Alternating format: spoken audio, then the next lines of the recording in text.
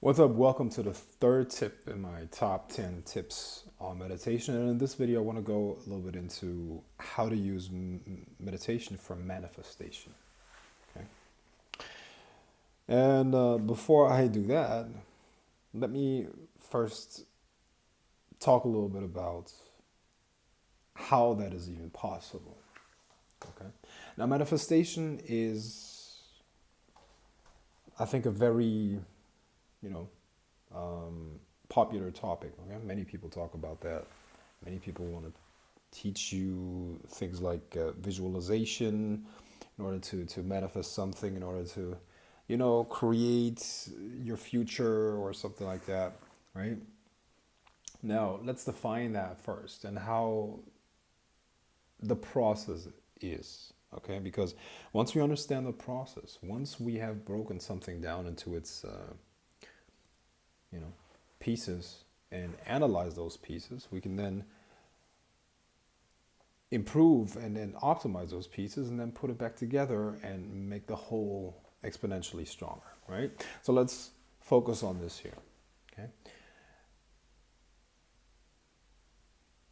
Many people believe that we live in the most advanced civilization that has ever existed on planet Earth, right? This is early 21st century. And most people think that we right now have reached the highest level of knowledge that we've ever had. Now, to anyone who's a little bit interested in ancient history and in ancient scriptures and even religious studies, will very quickly realize that there used to be civilizations on this planet that had a way deeper understanding of the nature of reality as well as the mind and consciousness than we do today. Okay, so let's say you would study the Vedas, for instance, which is, by the way, what I recommend everybody who watches this does. Okay? If you would really want to learn about consciousness, the mind, about the nature of reality. And when you do so, you will find that the Vedas describe reality or creation as a process that is a process of condensation of energy. Okay, so everything begins with pure intent, thought, okay, that then condenses down into more and more dense vibrations or frequencies. And it becomes an idea, it becomes emotional energy, it becomes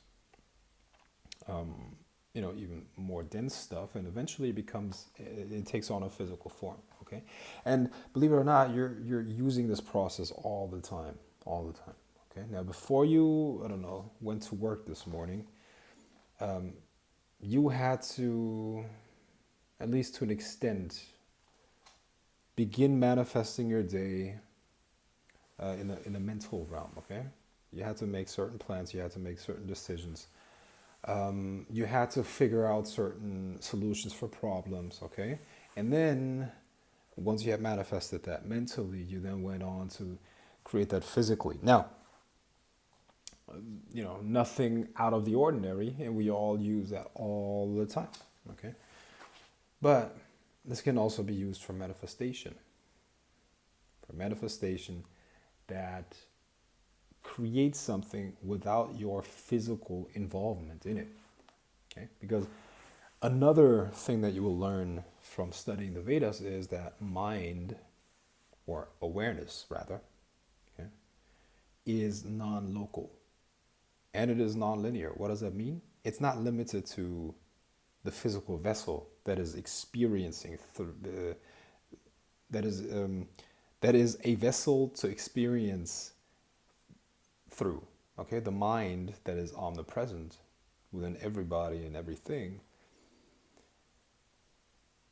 takes on the form of a human body and experiences itself through that.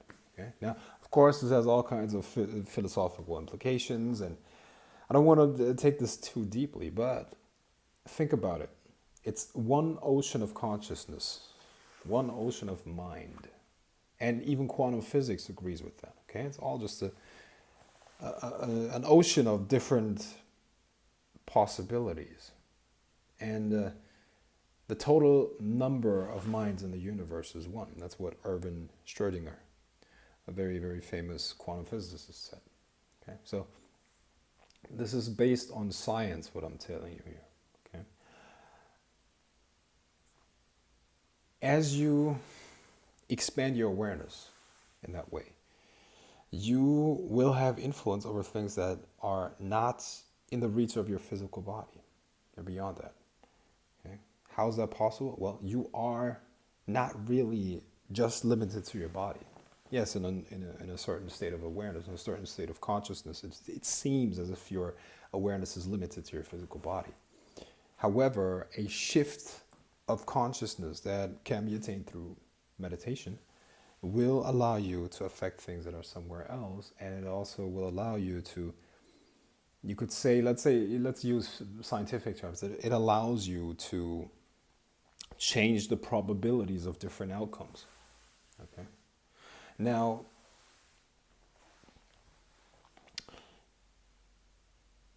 coming back to the process of condensation that I just described, where ideas become, or rather pure intention becomes thought, idea, and then condenses down into emotional energy and later becomes something material, you will see that this condensation process will take energy. It takes energy. And it takes concentration. Okay? Energy, concentration, and clear intention.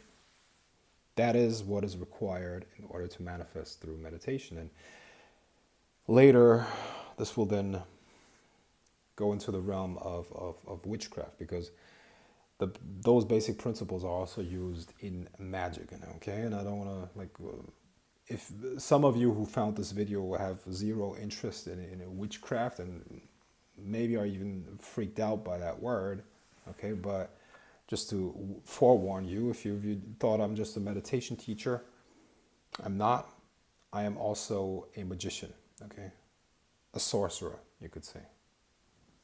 Okay, so it is what it is. Okay, so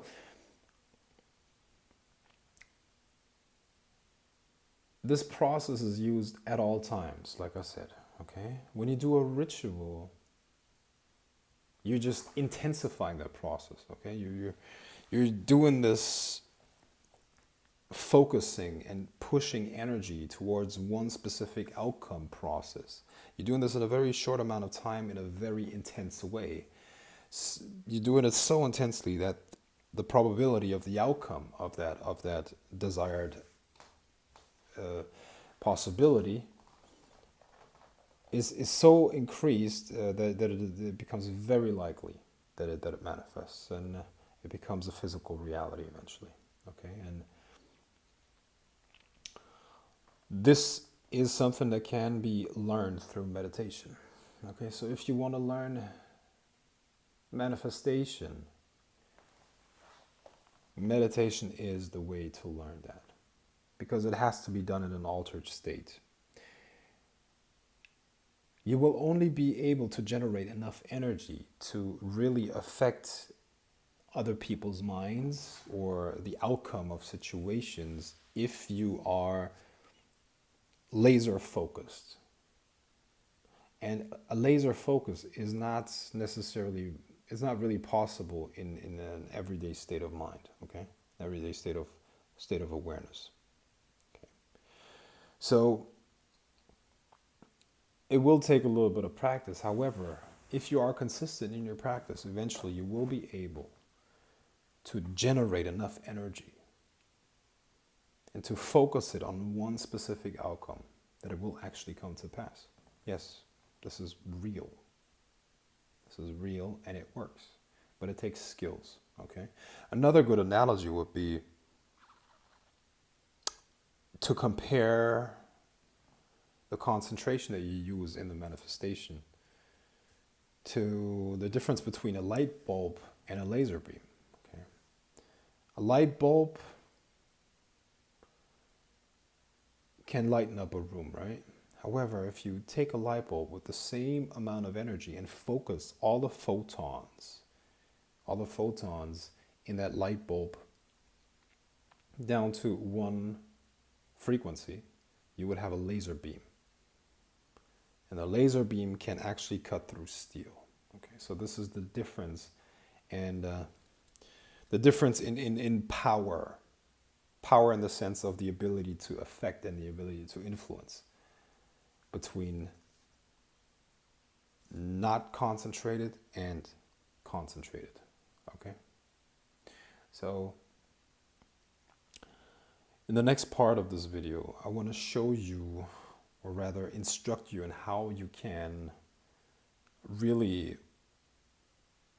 streamline your inner world and focus it on one specific outcome so that it will manifest, and with some practice you will get the results. Okay,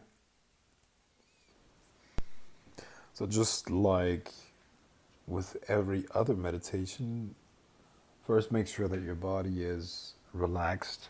Okay, so go through the different parts, relax your neck, relax your shoulders. This is where most people tend to accumulate a lot of tension throughout the day. And, go through face, top of your head, neck, throat, shoulders, spot between your shoulder blades, the entire back, chest, stomach, your arms, biceps, triceps, and all the way down to your feet, okay? The entire body. So this will already allow your attention to go a little bit inwards. Okay? Now, one of the Hermetic sayings is, as within, so without. And in meditation, you can actually experience what that means. Because as you relax more, and your attention goes inwards, it would also expand itself. Okay, the awareness will expand itself and will be around you more and more. Okay. Now, what you're doing here is you're actually expanding your awareness into what could be called spirit, or your energy body. Okay. So there's a level to you that is always there, and that is not in your conscious awareness. However, it is tied into a dimension of energy. Okay? And this field of energy, you could call it your aura, is interacting with another layer of reality, a more subtle layer of reality. Okay? Now, your awareness is actually even beyond that. Okay? So as you relax even further, if you relax even more, your awareness will be beyond that energy field. Okay? You will feel as if you're fully part of the environment. You're no longer bound to an individual form. And as you are expanded in that way, focus on what it is that you want to create. Focus on what it is that you want to create. Become it. Okay? Don't use any kind of verbal affirmation. Don't use, don't go for images. Just focus on pure intention. And that will make your nervous system create. Okay, when it comes to this manifestation technique, or manifestation meditation, there are a couple of things that I need to say. Okay. Number one, you are not the physical body, you're not the mind, you are awareness. Okay, so as you allow your awareness to expand beyond the physical body, as well as beyond the mind, which is it kind of like feels this energy field that is all around you, or you could call it your aura, and then reshape that, here's what's happening. This energy field is actually is in contact and communicating to your nervous system. So what happens within you, the experience that you have, the vision that you see in your mind's eye, which is kind of like in there, right, is going to be the reflection of what you're doing with this energy field. Okay? Because think about it. What is perception really? What is perception? Okay, you might think, hey, I'm in here in this body, and my eyes and ears and all of that, they take in information, and you know that's what's going on. Well, that's true, but the world as you see it around you does not really exist. Have you ever thought about that? Yeah, you're seeing a world outside of you, but you're experiencing it internally. Besides that, your physical senses only take in a fraction of the frequencies that are out there. Okay, and any science book can tell you that. Okay, so there's way more out there than you can pick up through your physical senses. Okay, so your experience of reality through your physical senses is incomplete by definition, and therefore it cannot be that which is true. Okay, so what you do is you expand your awareness into a level where that from which you're able to change your internal experience automatically. Okay, so it is as within, so without, as the ancient taught. Okay, and once again, I got to refer back to quantum physics. Quantum physics has proven beyond any doubt that your perception affects the outside world in some way or another, as you know, as well as vice versa. But the point is this: by changing what goes on in this energy field that you have around you, and what you perceive internally through your nervous system, you're actually able to affect things that happen around you. And if you're hearing this for the first time, I get it. It probably sounds a little bit complicated, weird, and then the hell is this guy talking about? And yeah, but give it some time and go through this explanation again, because this is actually how it works. Okay, this is actually how manifestation works. Another thing that needs to be mentioned is that it takes quite a bit of control to make this happen. Okay, and if you do it for the first time, it's almost guaranteed you're not going to be able to do it. Consistent practice, however, will get you there. Will get you there. Okay, so a lot of people, and like I said, I'm a magician and I teach magic as well. Okay, and you get a lot of people that ask me about how to do rituals, or how to, influence spells is something that people are very, very into. Okay, and it's not really I have a problem with that. Of course not. I mean, it's what I do. It's my daily business. But you want to influence somebody else's mind, and you're not capable of influencing yours. I mean, is that really realistic? It's not. So the point that I'm trying to make here is this: being able to control your own inner experience at the drop of a hat, to push your emotions and push your inner state of mind into any direction at all times, is the prerequisite to do that with other people, as well as being able to manifest consistently in the outside world. You see what I mean? Because how could you be like, once again, how could it be possible that you're able to influence somebody else through magic or ritual or manifestation? Or how could it be possible that you can control, the outside world to, whatever amount? It's not even relevant. But how could you think you could, manipulate the outside world if you're not even capable of manipulating your own self? You see, so this is really the prerequisite. If you want to get good at manifestation, if you want to get good at influencing what other people do. You first got to be able to influence yourself. Okay, so this is the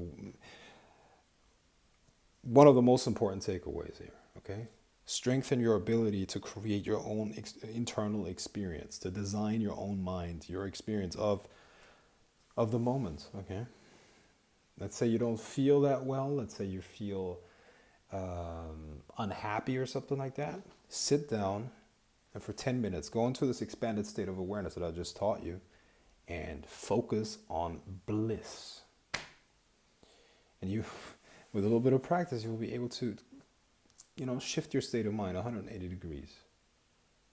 And this will be the beginning of more control over your circumstances, life, and people in general than you can ever imagine. Okay, and this is where it gets really magical. All right, but I don't want to take it too far, so let's keep it at that. This technique that I just showed you, you can use for manifestation. It's not the only one, but it's a very powerful one, a very potent one, and a technique that I've been using for a very long time, as well as others, but it's a very good one, and trust me, you won't find this anywhere else. Nobody else will teach you that in this way. Okay? So I'll leave it at this, and you're going to receive very soon my fourth tip that is going to be, if not better, just as good as this one. Okay? Talk soon.